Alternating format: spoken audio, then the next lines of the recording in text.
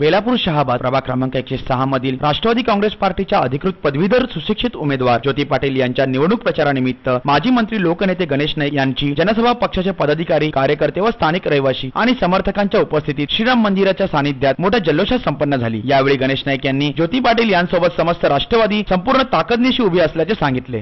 मी एकच सांगेन, ज्या उमेदवाराच्या मध्ये तुम्हाला साधेपणा, जो निवडून आल्यानंतर तुमच्याकरता विश्वासानं काम करेल असं ज्याला वाटेल त्याला तुम्ही मतदान करा।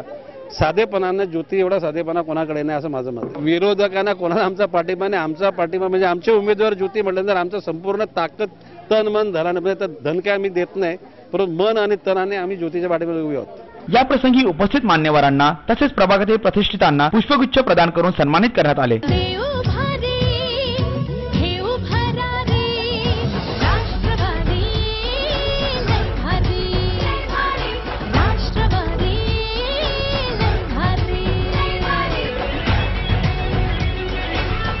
प्रचार सभे अगोदर आणि नंतर ज्योती पाटील यांच्या समर्थनार्थ प्रभागाअंतर्गत भव्य प्रचार फेरी काढण्यात आली।